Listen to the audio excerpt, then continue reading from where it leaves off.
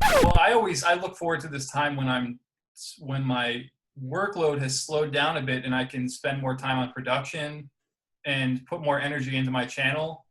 Because like right now I'm like, oh yeah, I got to edit that video, but I can only edit these videos after I've done a full day's work of art because I fucking crazy deadlines, and I can only work from 10 to 5:30 when my partner comes home. So I just try and squeeze as much work as I can into that time. And Am I cutting in on your work time, man? Oh, it's fine actually, because right now, oh man, it's so crazy. I'm like investigating Freemasonry and stuff for this book, so I have to. So researching all that shit has been such a pain in the ass. I haven't even been drawing this past week. So What book is that for? it's for the Joseph Smith and his Mormons biography. Okay, I didn't So, realize there'd be crossing over with like oh Freemason yeah. stuff. Wow. So towards the end of his life, he gets into Masonry. Him and his brother and stuff, and they build a Freemason lodge like in their town and stuff, and they get into that. And then those I need to explore. I wasn't sure if I was going to explore, but at this point I'm like I have to do that, because those rituals become intertwined with the temple rituals, like the magic underwear and all that stuff that everybody knows about. So like I have to include it so people know like where this shit came from, and the secret like handshakes and all that stuff. And that might be my most anticipated book. Oh, thanks, man. Well, I'll hear bits, like I'll hear people talk about like Dustin Harbin, like a year ago we were talking about, like anytime it comes up in my mind and I hear little details, it's like, man, I can't wait to read that.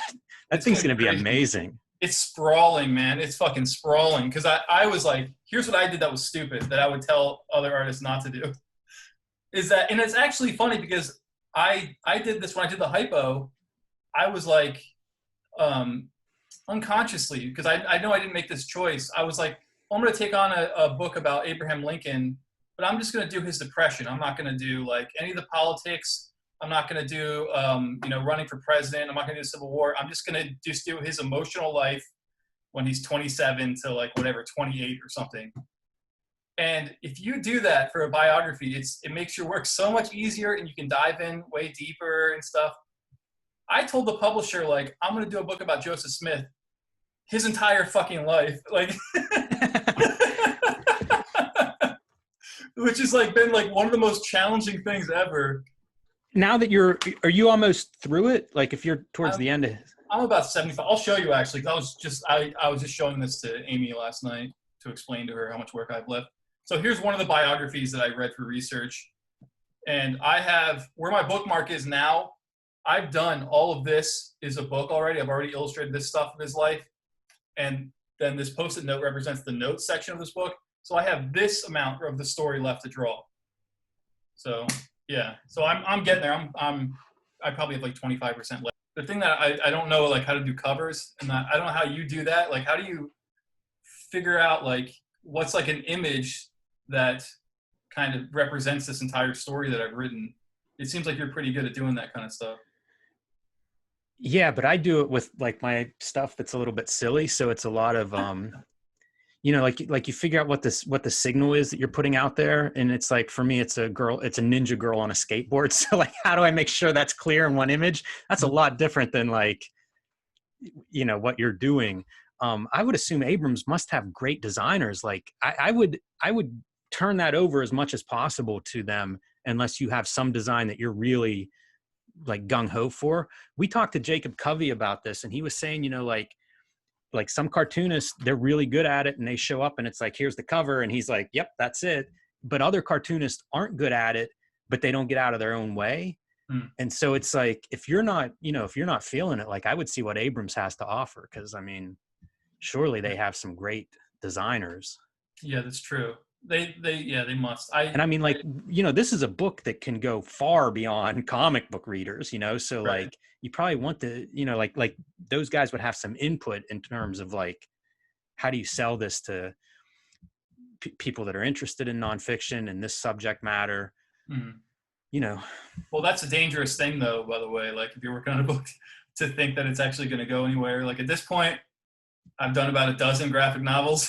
I'm like, Sure. I know this game. Like, so what I understand about your new book, which is Octobriana, right? Is that how you say Yes. it? Okay.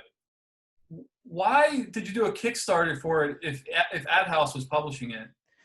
We were going to do it. I had two graphic novels come out, one in November, the Street Angel Deadliest Girl Alive, the Image collection, and Yeah. then Plain Jane's in January, that was like this big 500-page book.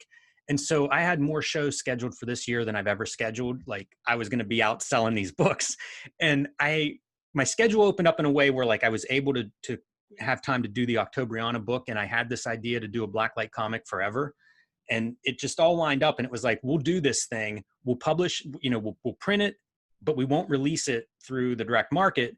I'll take it to shows. So it'll be like the surprise thing. People come up to, get the Plain Jane signed or whatever, and they'll see this fluorescent blacklight comic sitting there from, across the convention floor. You'll be able to see this thing. It's so bright.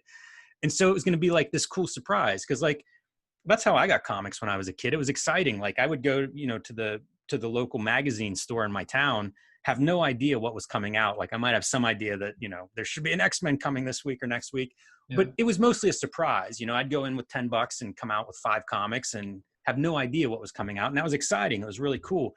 We have none of that now. It's like the way the comic market works. It is, I'm going to start telling you about it months in advance. You go to the store and pre-order it. You're going to know when it's coming out the week or two beforehand. Like, it kind of, like, I wanted to try to get that surprise going. So that was the plan. Ad House was on board. And then we thought we'd put it through comic shops, in the fall, like basically after we had a season to promote it and sell it on the circuit.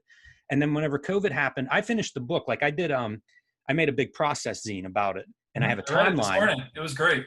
The timeline, like, the NBA canceled games the day that I finished the book, and the printer announced their temporary closure, I think maybe the same day. Like, all this stuff was like, wow, we're not going to have conventions this year.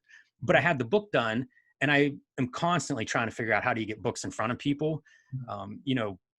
Because the direct market is just small. Like, there's lots of places that you just, no matter how much you love comics, you don't have a comic shop. And so I'm always trying to figure out, like, how do you get books in front of anybody that wants them? And Kickstarter has been on my radar for that reason. Like, it always felt like a different distribution model, different promotional model, all these things. So I've wanted to try it since, I don't know, 10 or 15 years ago, but I never had the right project or the right timing. And this just looked like everything lined up. Like, I had a finished book. It wasn't too big. So, if it was a disaster on Kickstarter, it wasn't going to like bankrupt me or something. And it just like all lined up. And so I teach in the fall and the spring a little bit. So as soon as like my spring semester ended, about that time, the printer reopened, and basically I ran the campaign over the summer. And so, like, everything just lined up timing wise to do it that way. And we're still, like, Ad House still is the official publisher. That was something we talked about, if I wanted to publish it myself and then distribute through him, because Ad House does that with some people. But I like working with him. Like, part of the reason I work with him is because I'm going to try this fluorescent ink thing. Way more about printing than I do, Chris. Do you think this will work? Can we all get together with the printer and work it out? So I'm happy to work with him in that way. It's been really good over the years. And that was kind of the reasoning behind it. And we're still going through the comic book store in the direct markets. So, it's just one more thing. It's not like either or, like, you can do Kickstarter, you can do comic shops. In my mind, it's like, we could do both. And then wherever people want to buy it, they can buy it there. So it's going through Diamond? Mm-hmm. Yeah. And we've done some promotion with them. Like, we sent 500 copies out free to stores with the idea of, I want people to see the book in person. It's a lot different to actually pick it up and hold it and see it and be like, this doesn't look like all the other comics. And so, like, we sent out free copies to comic shops so that people could see them, kind of look at it and be like, yeah, I'll take one of those. Yeah. So, we're trying to work with the comic shops too. It's not, like I said, it's not either or. It's like, I want everybody to get this thing. Yeah, that's a good idea. And what you send out, which version do you send out to the comic shops? We sent out the black light. Like, this is the main version. You know, this is the one with the fluorescent ink and it'll glow under black light and stuff like that. So that's the one we sent out. That's the main one. I ended up making 2 other versions, Yeah, I know. I looked very at accidentally. You need to do a digital version pretty much if you do a Kickstarter comic. At least that's what it seemed like from my research. And so when it was time to put that together, the fluorescent ink doesn't, there is no screen version of fluorescent ink. Yeah, yeah. And so I just started like working, and it was like, what can I do to make a cool digital version for anybody that's buying the digital version? And I made one that looked like it was an old 70s style colored comic book. I'd done that before with Aphrodisiac. That was a book set in the 70s. So I did a similar kind of style, and it looks like old and a little bit washed out and newsprint and faded and stuff. And I liked how it looked, you know, and I'm showing pictures and stuff to promote the Kickstarter. This is while the Kickstarter is going on. And people were like, oh man, I'd buy a version of that. You know, are you going to do a print version? And I thought, yeah, you can do a print on demand version. Sure. If somebody wants this, I'll make it an option. If I have to make 20 of them, no problem. People loved it. I ended up selling hundreds of them. And so I ended up doing an offset printed version, which, you know, much higher quality than the print on demand. And I did a black and white version, and it was the same kind of deal. People wanted a print version. Whenever I offered it, they bought enough of them where it was like, okay, I know that I have this much money as a budget to produce these. What's the best way I can make this? And ended up making it with a web press on newsprint. So I love like 80s black and white explosion comics. I've never gotten to make a comic on a web press with newsprint. It's just not really how comics are made anymore. It's how they were made when I was a kid, but not anymore. And so I got to make one of those. You know, and it's like all this stuff came out like while the campaign was happening. You know, like when I launched the Kickstarter, that wasn't even an idea. Like I wasn't even dreaming that that's what I was going to do. But, you know, it's kind of like this, it was a very like in real time back and forth between like people seeing things and, you know, commenting and being like, okay, let's try that. It was pretty fun. It was very, you know, like there was a lot of creativity that went on like through the process that I didn't expect.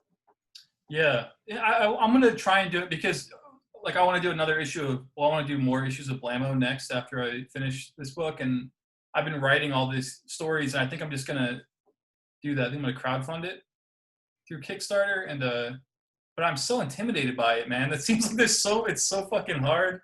And it seems like a whole other job and stuff. And I don't know. Like I get really it was pretty full time. It took a lot more effort than I expected it to.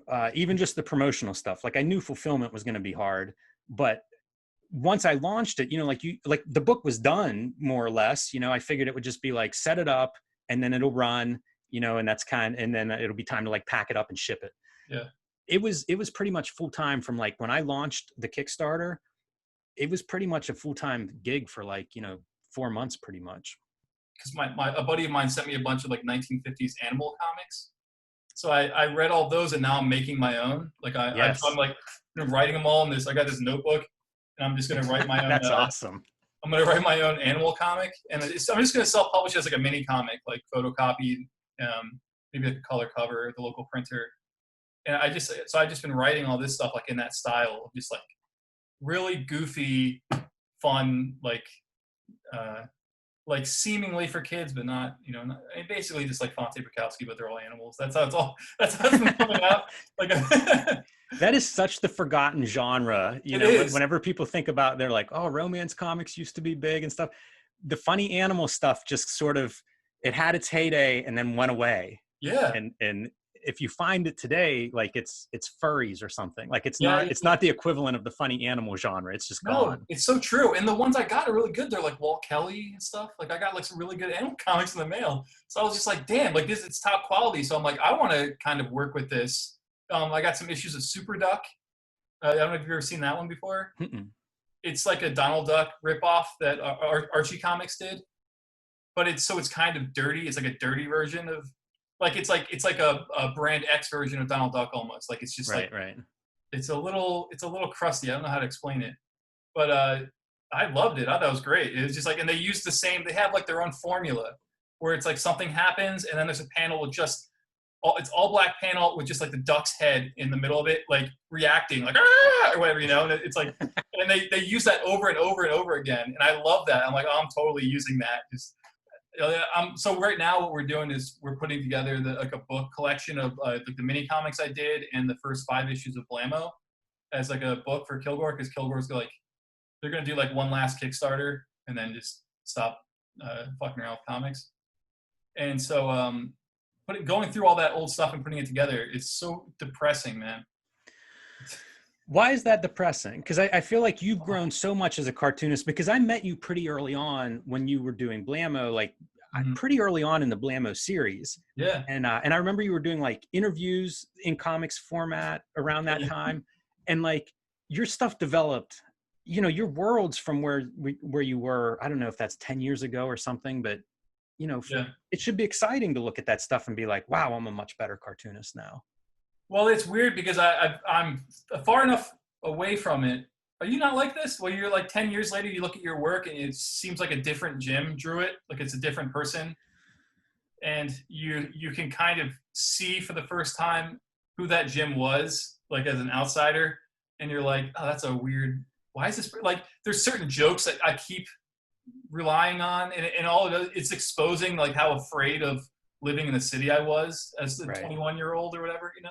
So like everything was danger. Like my jokes were always about being uncomfortable and being afraid. Like that's all my jokes. Yeah. I mean, your comics are certainly more personal than mine. You know, I mean, that's something I've sort of tried to avoid in a lot of ways, you know, for all these reasons. Like, I don't want to sit at my drawing table sweating over, like, remembering like, oh man, I can't believe I said that last night. What was wrong with me? You know, like it's really this escape of like, you know, draw a ninja flipping around on a skateboard, you know, like it's kind of this fun fantasy escape stuff for, you know, like a lot of the stuff that I do. It's, I don't want to say it's nihilistic, but I don't know that you're going to find any great meaning in it. It's probably, if you dug deep enough, it would be nihilism or like Dada or something. You know, it's just this like, emptiness in a lot of ways, but hopefully it, you know, there's some endearing qualities to it. You know, there are things that you would identify with characters and maybe struggles they're having and overcoming or not, but it's not necessarily like mining my own emotional experiences. That would be a little bit harder, I think, to go through to it's just revisit. awkward.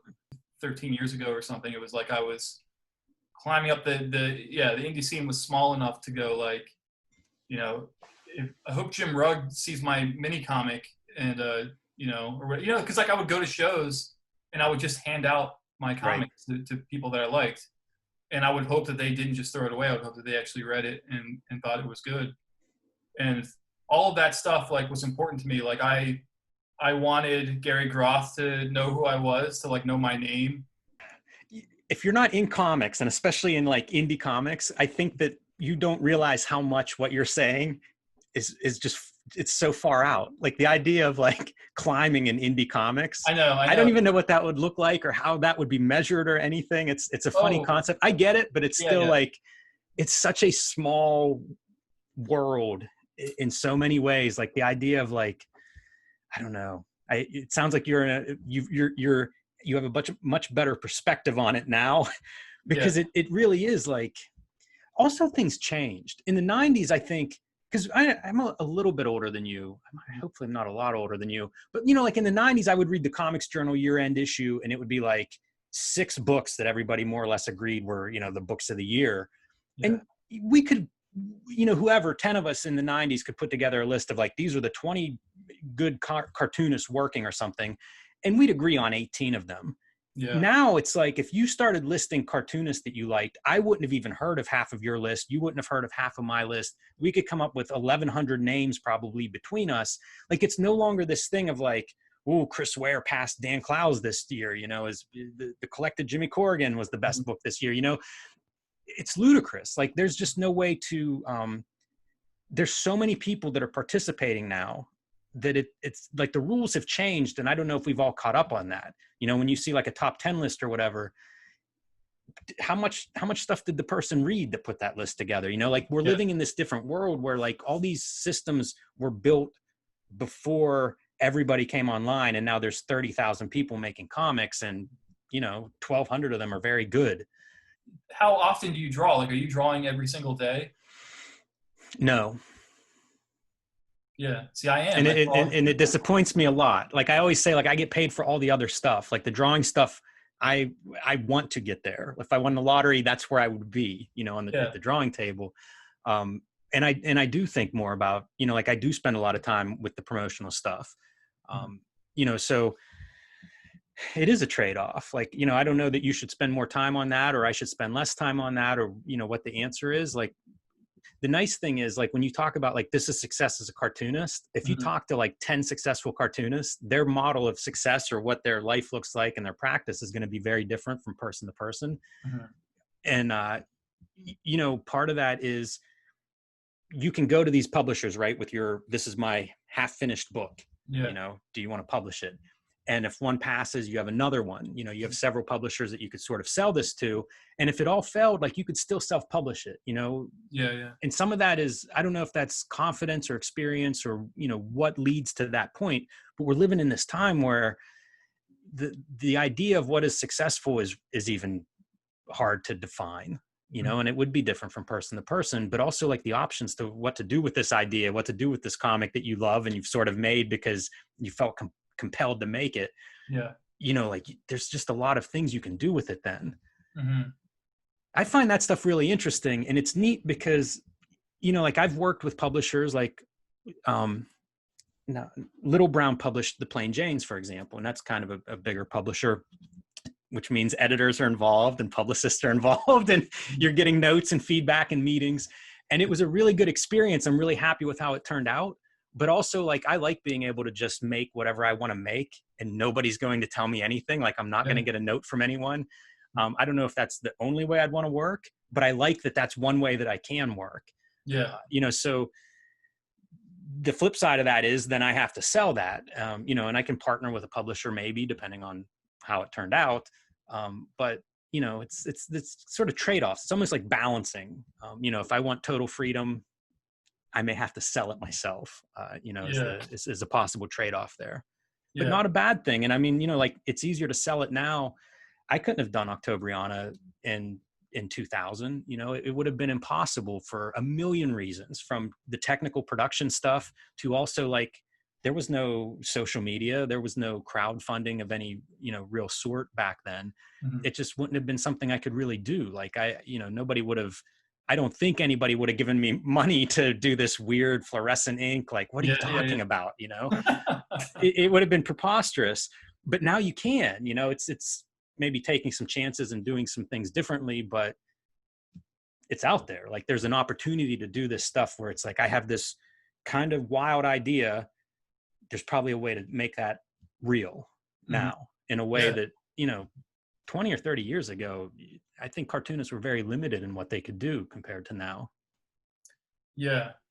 Well, what was the first comic you did that you took to, like, was like SPX, like this first, like, small press show? Yeah. That was the second show I did, because I did one. I'm in Pittsburgh, so I did the Pittsburgh Comic-Con, was like my first show, and it was terrible. It was such a disaster. At that point, that show was pretty bad. So, like, I was in an aisle, my first convention, set up at a table, and it was like the Playboy Playmate aisle, and it started like the 90s Playmates were next to me, and then next to them were the 80s, and next to them were the 70s. What? And the Playmate from I Never Liked You. Remember there's a centerfold in I Never Liked You where young Chester Brown's looking at the Playboy centerfold. She was there. Like, she was at the 70s table, kind of further away. And then across the way, like, it just kept going, like, okay, like B-movie actress. And then, like, by the time you get to the end, it's like hooker or something. It should have been like a chapter in Pussy, because it was just, where am I? What is going on? Whatever I thought comic book conventions and being behind the table would be, it was not this. Like, it was just like, this is weird. And then SPX was my second show, and that made a lot more sense. But I had messed up. I didn't really know too much about mini comics. Like, I was aware of, I had made photocopied comics, and they were not very good, in high school.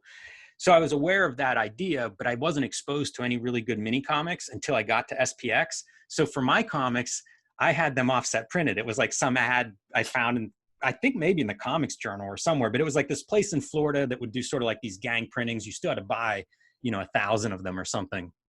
A terrible thing. I just didn't know any better, like, I didn't know anything. And so, like, I printed all of these comics that were horrible. And that's what I took.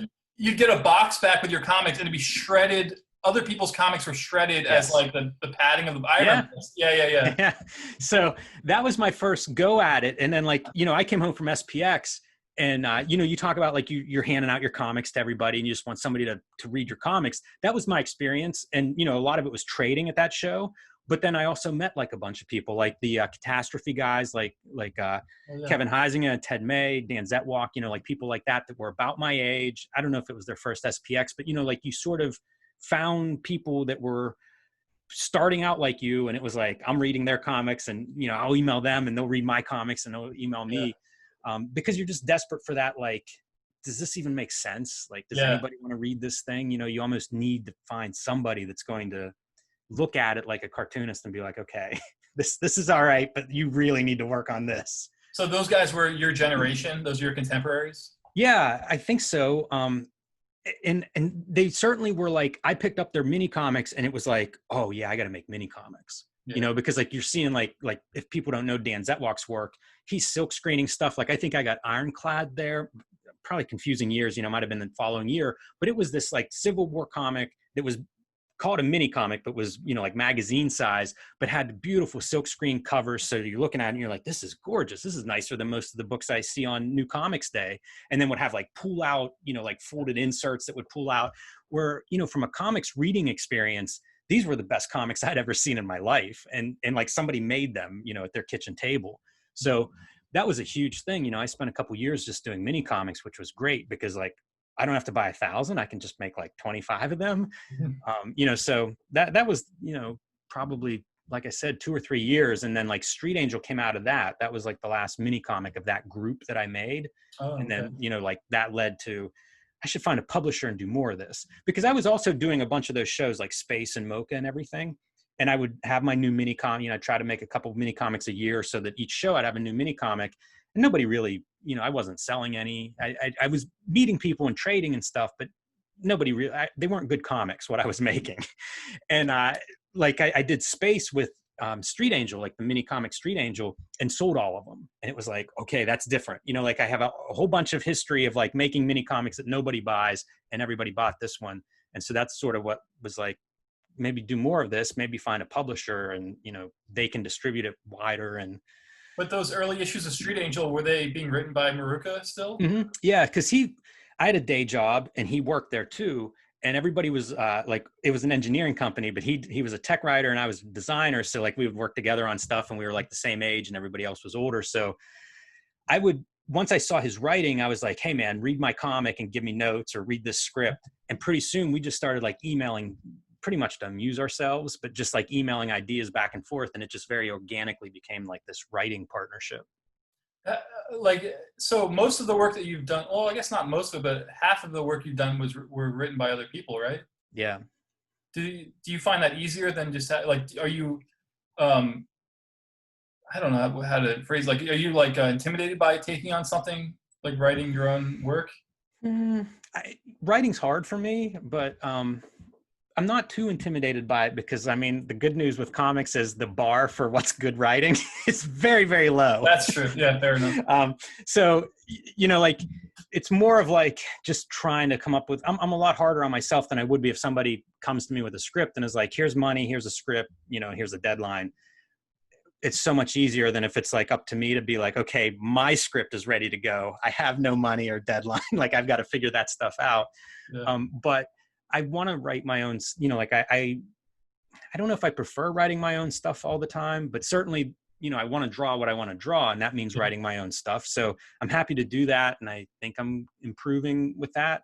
And, the comics process, any cartoonist knows this. It's so informed. Like the idea that like, this is writing and this is art for comics is it's inconceivable. Like if you just try to deconstruct comics at this date without knowing like Marvel DC kind of like assembly line system, you would never think, oh yeah, somebody's going to write this with no pictures or anything. And then they're going to give it to this person over here that's going to draw pictures. You'd be like, no, you're not going to do it that way. It doesn't work that way. Comics, what are you talking about?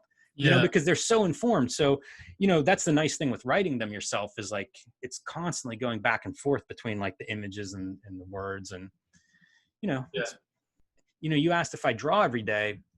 whenever I have my story ready to go, yes, like I'm waking up early to get to draw, I'm so excited by it, but it's a lot of like, if I write it myself, it's a lot of like preparation to get to the point of drawing. Yeah. And it's not even just storytelling for you. It seems like you conceive the entire project. Like, for example, I was thinking about the notebook comic that you did, where you guys made it look like a notebook. And, and I guess it's the same thing that like Emil Ferris did later on, but you did it first. Hey, I'll concede that she did it better. No, but you guys like published it as like with a spiral and stuff and all that.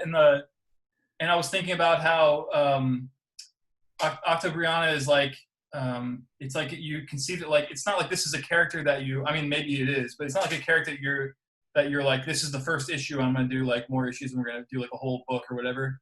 I was looking at it as like, this is like an object of like, let me try to recreate this comic from the Soviet Union or something from this era.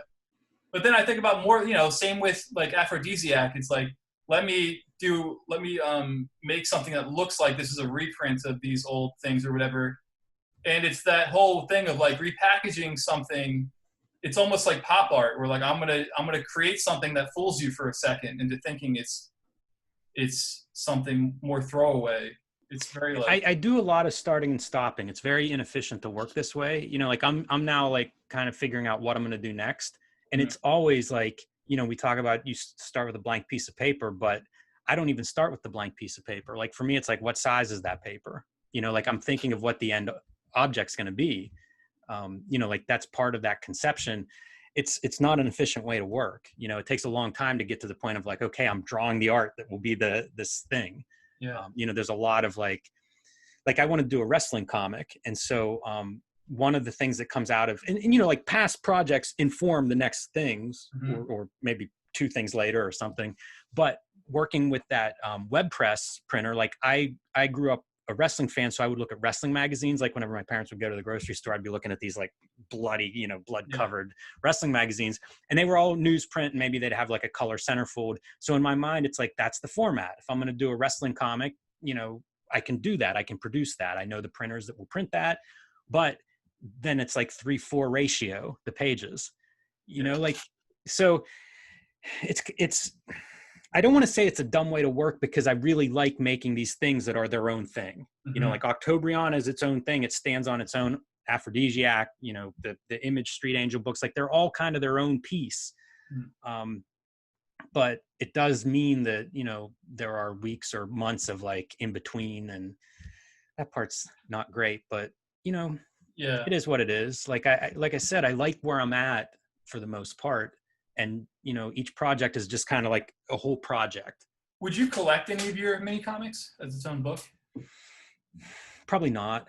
They're kind of all over the place. Like, I don't know how you would even organize them. I approach those the same way that I do this stuff, so like, it would be really strange to try to see like, how do those fit together? They just don't. And also they're not very good. I mean, that is like 20 years ago. And, I would probably be depressed or anxious if I started going through those, but Rambo, they really aren't that good.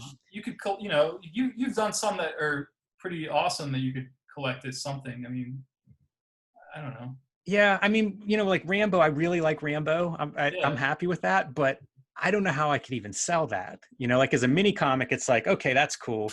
But like, I can't I'd have to get a license or something, like, I don't know how that would work if I were really going to like, here's the Rambo comic, Yeah, that's true. It might not work. But in my mind, like, it's a mini comic. For a while, it might have been one of my most profitable things I made, even though it was a mini comic and I was selling it sort of as these little photocopied, chick track kind of things, but about Rambo. Like, I'm very proud. In my mind, that's not really different than anything else I've made. It's different in that it's not going to have a spine. It's not going to be sold through a book distributor or something.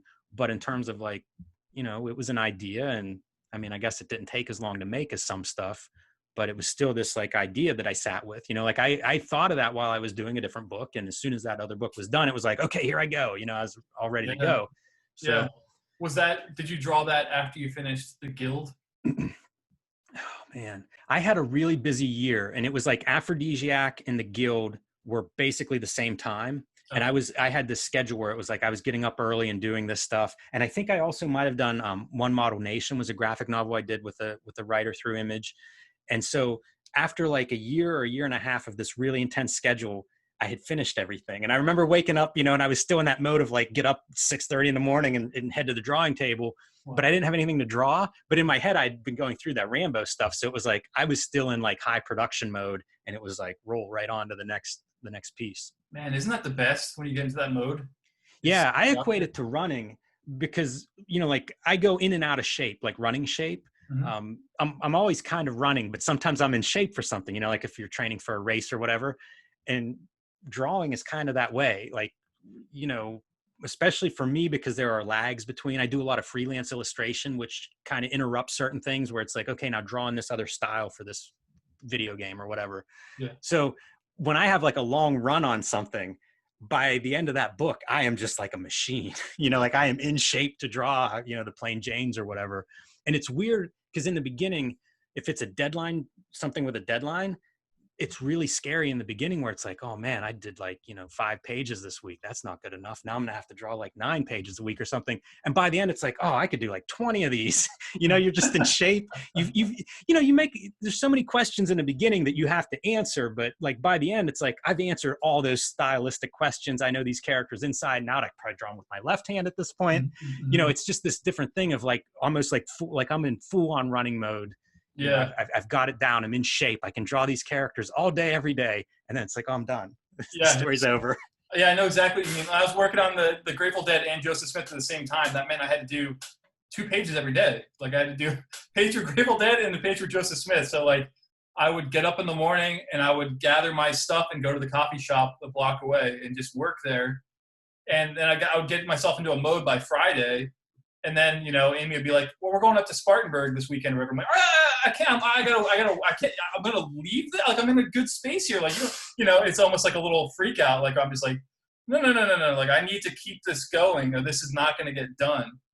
And yeah, so like that. Do you think in hindsight, because I always think like there's 2 ways to work. One is I do spreads. Like if I'm my own boss, if it's my own project and the deadline is manageable, it's like I do a spread at a time from like even the final scripting to like the finished art ready to print, mm-hmm. barring a revision at the end of the process. And then I do the next spread. And I like working that way a lot because it allows me to sort of like keep laying track as I go along, you know, like I keep adjusting the script or I'm learning these characters or whatever. But if I have to do something fast, it's like do all the breakdowns, do all the pencils if I'm doing pencils, you know, do all the inks because that's the fastest way to work. You know, you can do 30 pages of inks in a week or something instead of doing 2 spreads of complete art. Do you think in hindsight, like if you'd have just done the Grateful Dead for, you know, 3 months, mm-hmm. you could have done it faster and then, you know. Yeah, I could have done it faster, definitely. If I'm just left up to my own devices and stuff, because I just took the Grateful Dead as people and I created cartoon like avatars for them and like, okay, well, this represents Jerry Garcia or whatever. And that's the way he looks. Like, okay, that's not how he looks in real life, really, but that's how he looks in this story. And people who know Jerry and know the Grateful Dead are going to like insert their own, you know, their memories of the band into these cartoon avatars. And that's just how I'm going to work on this. This is not a documentary. This is like the Grateful Dead as interpreted by me as the artist or whatever, you know, and that's good enough for me.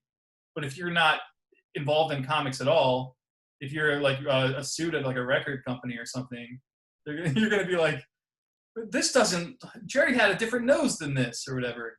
And so that's what they did in the beginning of the book. They had somebody go through, the colorist actually, they went through and redrew the faces. And it bothers me so much because it's inconsistent with the rest of the book. Because after I threw that hissy fit and they backed off, they just let me do what I was going to do. And they didn't change what they'd done to the beginning of the book. So it's very hard to do comics with people that have no experience with comics.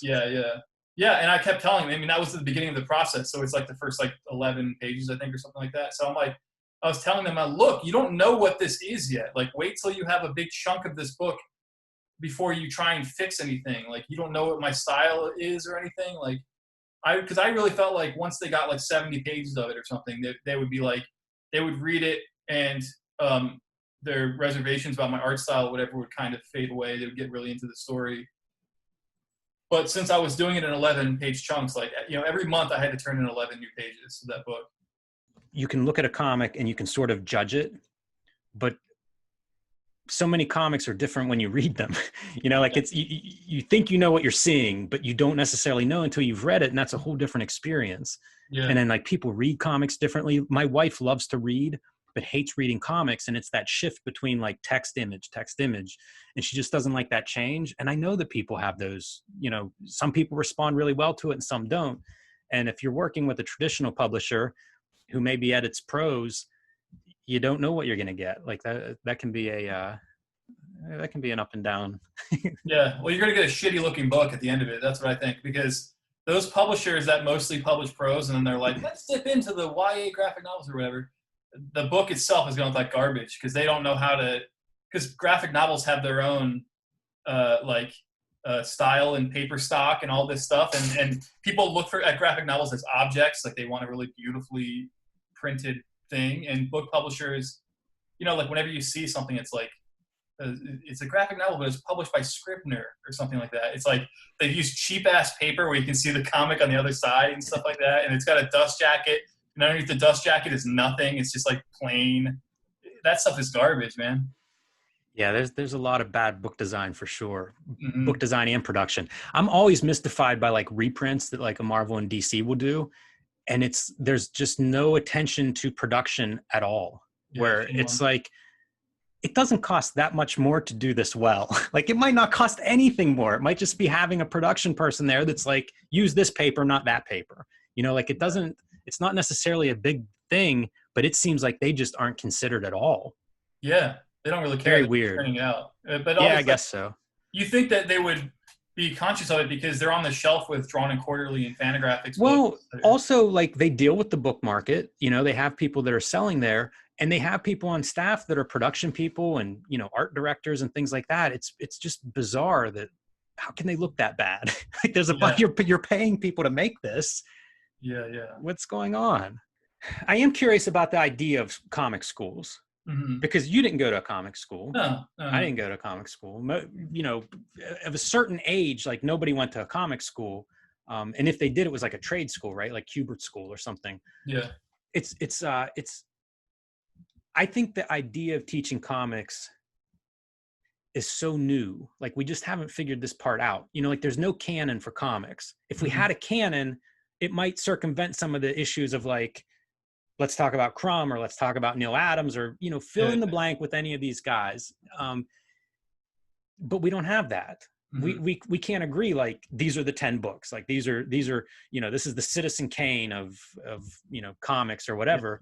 Yeah. And so as a result, like everybody's doing the best they can, but it's all really influenced by our own personal biases, and age is a big part of that. You know, everything that defines your identity is going to be a big part of that.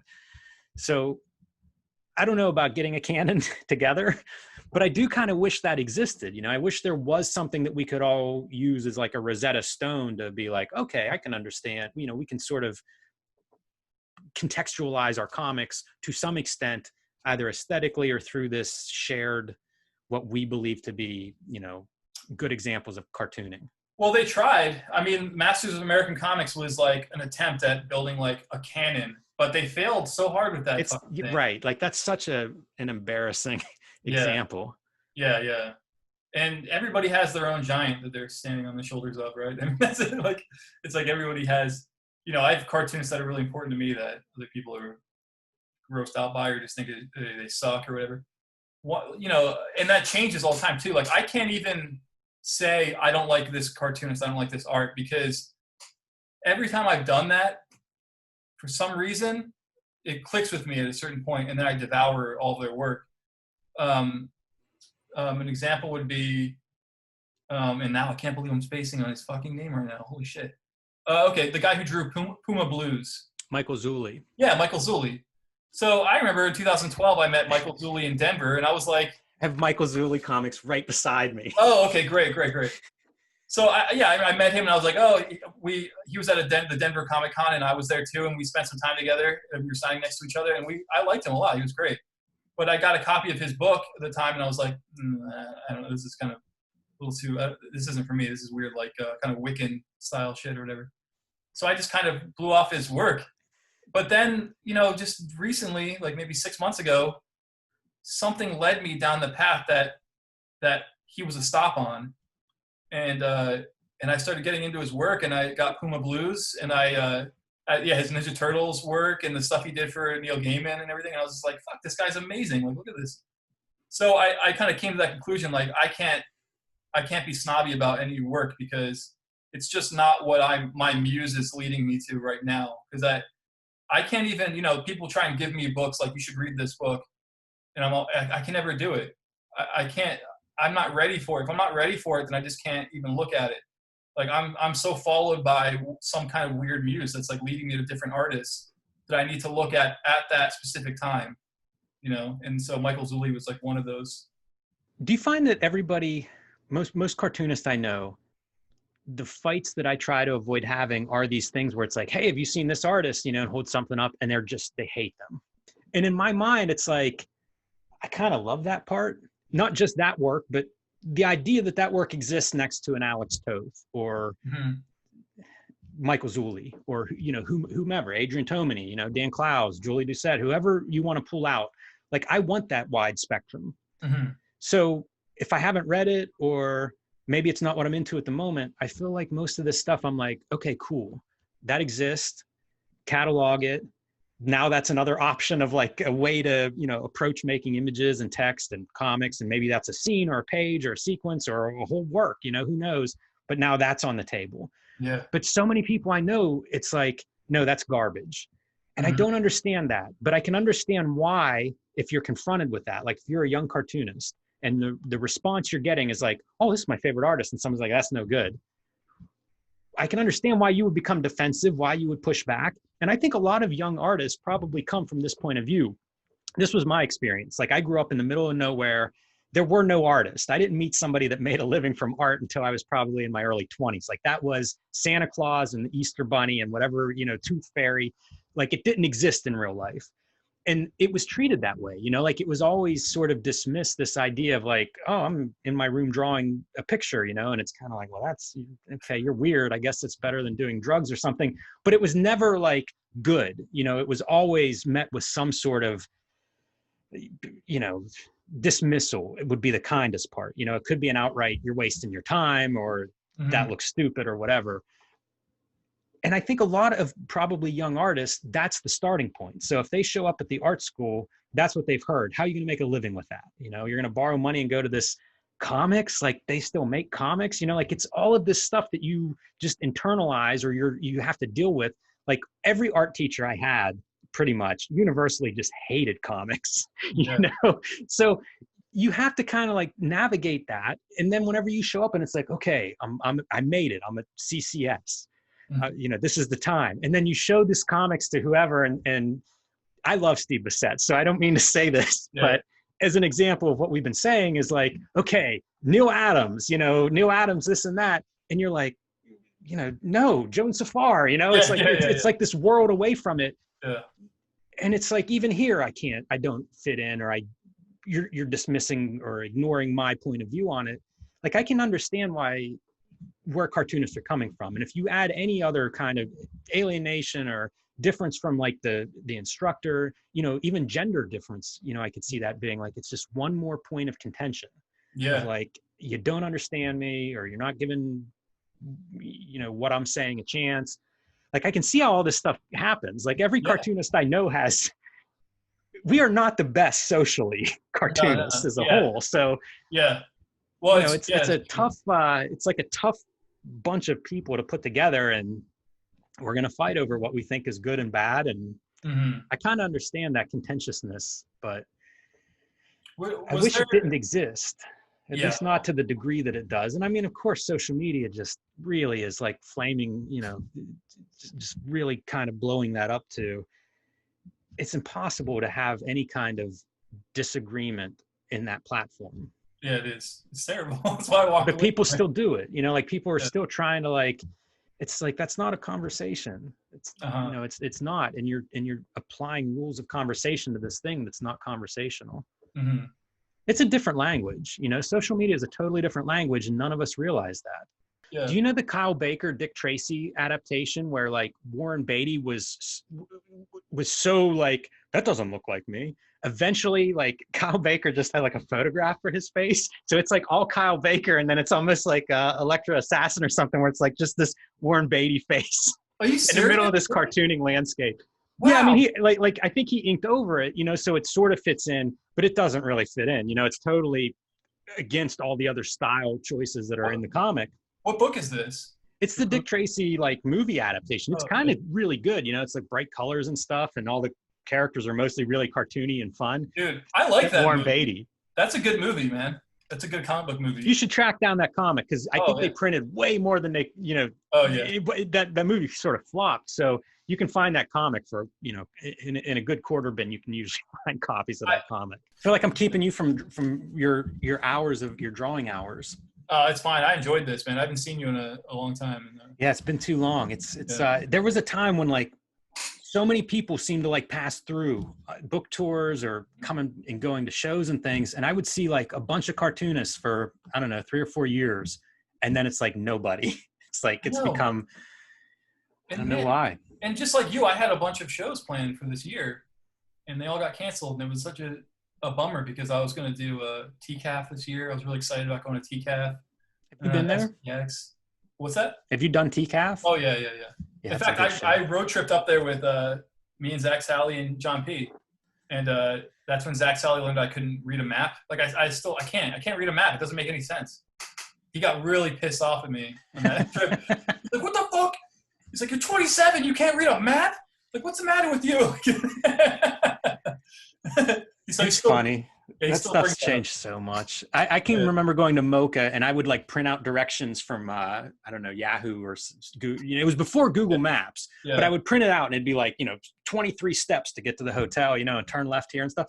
And ended up lost I was in Rush at 5 o'clock. I was in Times Square in my car at 5 p.m. on a Friday, just like freaking out. Like it was probably one of the most traumatic experiences of my life. Yeah. And yeah, try explaining that to like a 22-year-old now. It's like, what are you talking about? Like my phone is just turn left. Yeah.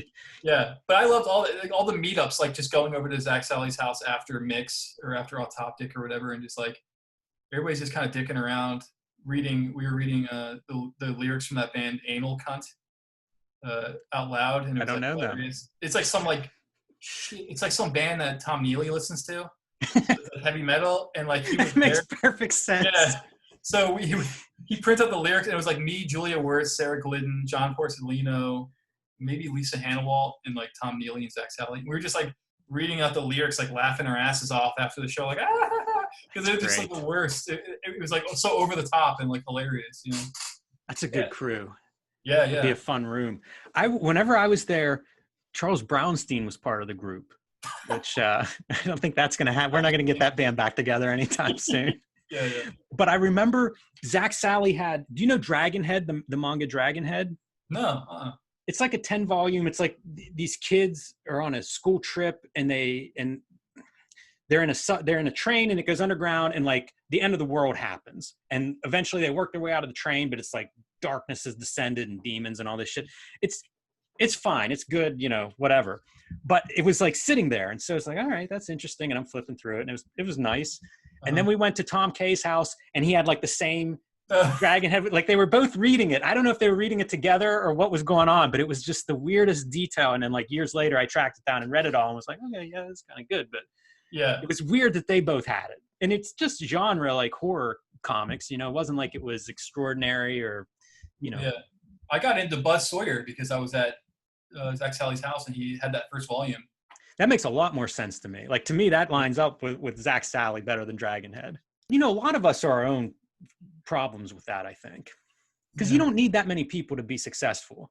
You know, like when you think of the number of people that even just live in New York City or something, it's like you need way less than 1% of them to get your work and then you'd be in good shape.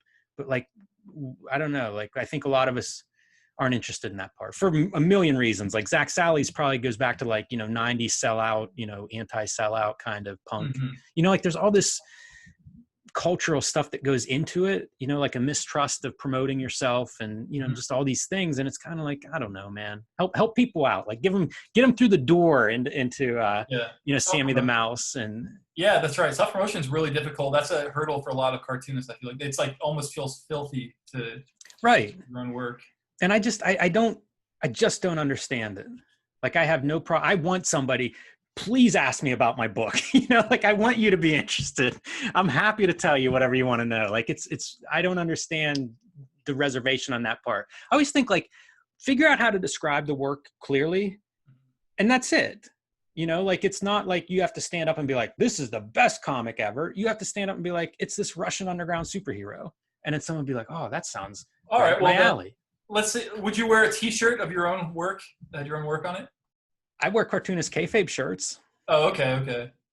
Yeah, you wouldn't wear an aphrodisiac shirt. I probably wouldn't wear an aphrodisiac shirt. You knew Dylan Williams, right? Oh yeah. Uh-huh. He had a real strange persona in that way. Like I love Dylan. Like that guy really changed my everything, perspective, thoughts of comics. You know, when I said like everybody's so closed off, like, you know, if they see a comic and they're like, no, that's not it. Like I was that way probably before I met him. And then it was like just exposure to him and kind of his interaction that opened up my eyes a lot. But he had a certain demeanor, like he was sort of standoffish if you didn't know him, especially. But I don't know, like, you know, knowing him, it's like, no, that dude's super cool. Like he's warm, he's open, he's happy to meet you halfway on whatever comics conversation you want to have. But before I really knew him, he was sort of like I would catch him with arms folded or. Yeah, you can't do that if you're at a table. You can't, if you're tabling, you shouldn't have your arms folded. There was so much bad behavior. Whenever I started SPX 2000, dude, it was like every cartoonist was sitting behind the table, maybe eating, head down. You know, like if you asked them a question, they mumbled something. It was just the worst behavior. Dude, Julia Wirtz used to go to sleep underneath her table. You remember that? It's like, what are you doing? That's what I'm saying. It's changed a lot, I think, the behavior at comic conventions. Do you remember Pizza Island? I never went to Pizza Island, but I always remembered that. Like, I always wanted to do a show with them. Yeah, they were like, because that was when I had the podcast. And it was like, man, I like all their work. We should do something. And then whenever they like all moved on, I always thought like it'd be like a retrospective show, you know, where you could do like a little history of Pizza Island. Mm-hmm. Yeah, because they all were successful. Yeah, right. Like, great cartoonists. Incredible to think that they were all in the same room together for a year or two. Working, I heard that they had somebody, actually maybe it was Julie Wirtz, said that they had like a bulletin board where they had pictures of like cartoonists they thought were cute, which I know made every guy like cartoonist uncomfortable and hoping that they were the guy on the board or whatever. Like that's a hilarious story. It's like it was like high school in a way, because they were like the cool girls that like every guy wanted to like be like in their clique or something, you know. Like I remember when I first met Dustin Harbin, he was walking around with Kate Beaton. And I was like, God damn, that guy's cool. Like, he's friends with Kate Beaton. Like, wow, you know? That is such like an inverse of gender politics, because you'll hear stories about like, if you were involved with an attractive girl, it made you more attractive to other women. Yeah. And this is like the opposite. It'd be like, Dustin Harbin, cool dude. Wow, Dustin Harbin, man. He was really cool, but Dustin Harbin's a frustrating cartoonist for me because he hasn't done...